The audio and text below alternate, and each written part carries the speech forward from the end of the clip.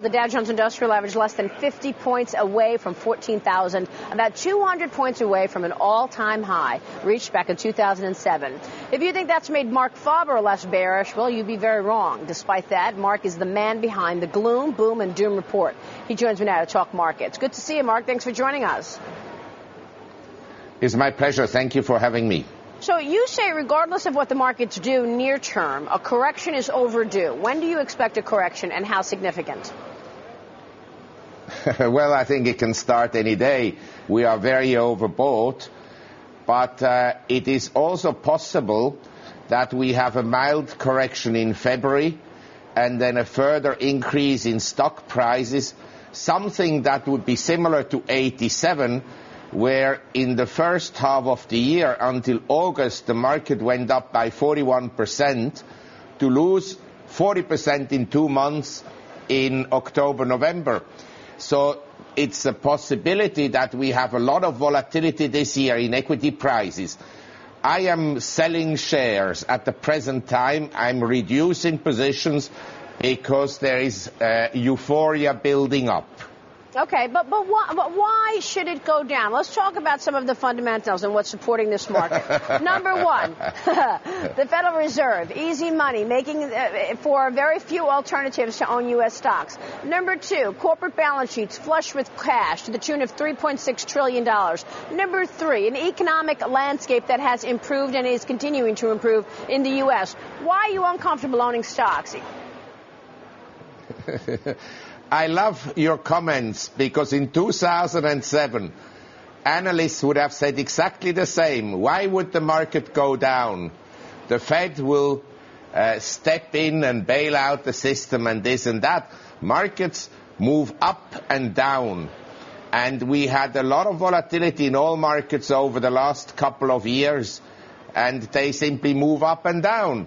And at some point when there is euphoria and everybody is investing, markets move down. Why did bond prices go down? Yeah. Since last August, long-term bonds have declined by 10%.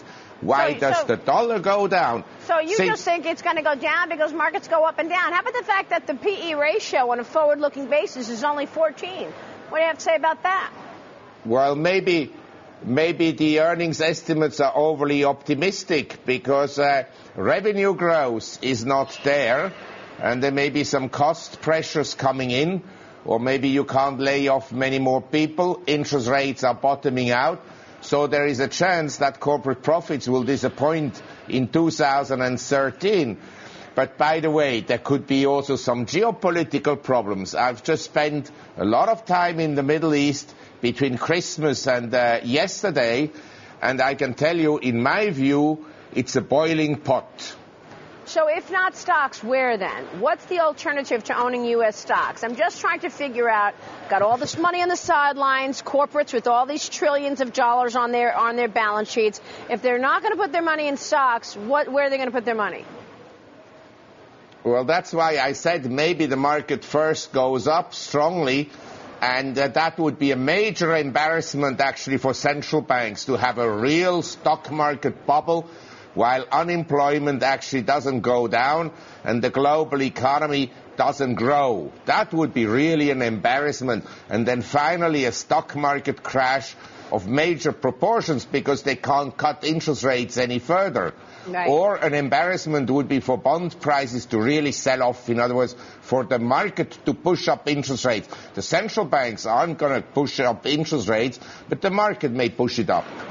How significant a spike could we see in rates? I mean, a lot of people worry, including yourself, that we could see a fast and furious move in rates, given the fact that, you know, they're at such rock bottom levels. When would you expect that to happen? Well, basically, the 10 years note yield has already risen substantially, as well as the 30 years. And I think that bond prices remain quite vulnerable. Despite the fact that the economy isn't very strong.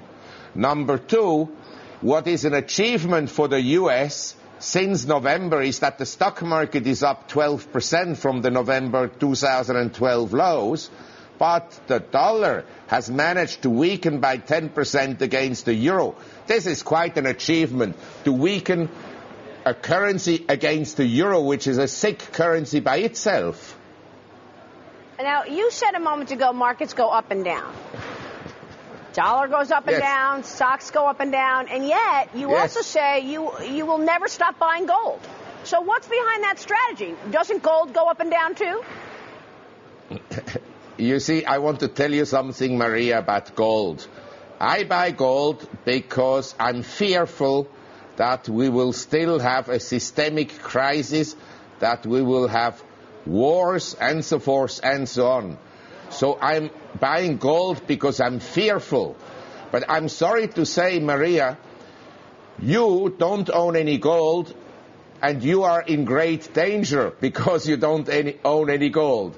So I'm fearful and I own gold, and you are in danger because you don't own any gold. Well, you don't know that I don't own any gold. Actually, you're right. I don't own it. Okay, guilty as charged. I don't own any gold. Let me get your take on some stocks here. The way I look at you, you're not a gold owner. I have gold on my ears and on my neck. That's one place I own gold. But let me get your take on... Yes, and you have a golden personality. That's it. I like that very much. Thank you, Mark. What about stocks here? Where's the low-hanging fruit in terms of the stocks that are going to lead this decline that you're expecting? You don't like Apple very much, right? Where's the stocks you think that lead this market lower? Actually, if I look at global markets, I think Ukrainian stocks are very low. I think Vietnam is inexpensive. I think Chinese stocks are relatively inexpensive. This is all relatively speaking. So you think I should sell all my U.S. holdings? You think I should sell all my U.S. holdings and buy Ukrainian stocks? Maybe. Really? Yes. Okay. What about stocks in the U.S.? I mean, look, that's a whole other conversation. I mean, what about the rule of law? What about getting my money in and out easily? I mean, we can have a real conversation about the Ukraine, about Vietnam, about China. Yes. You want to go there? I like the rule of law in the U.S.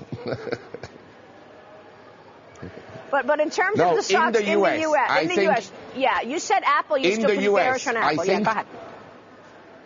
No.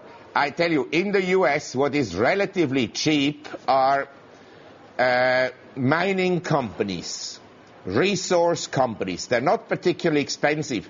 I think that is a sector I would look at. Okay. And you think in terms of some stocks that are going to lead the sell-off, what are they? What are the sectors leading this market lower that you're expecting? Well, I think that, first of all, a year ago, I went to Atlanta and Phoenix and I looked at the property prices in Georgia and in Arizona, and I felt they're very low. And so I wrote about this, and I thought one way to play it is obviously to buy homes there and also to own home building stocks. They had a huge move, and I think they're ahead of the fundamentals. Okay. Number two, so I would essentially be a seller of home builders. Number two, I think that technology is still vulnerable. Okay, we'll leave it there. Mark, great to have you on the program. Thanks so much. Thank you very much. I'm going to be checking out Ukraine, Vietnam, and China in terms of some opportunities. Marc Faber, I hope you'll come back soon. We'll see you soon. Marc Faber joining us, publisher of the Gloom, Boom, and Doom Report.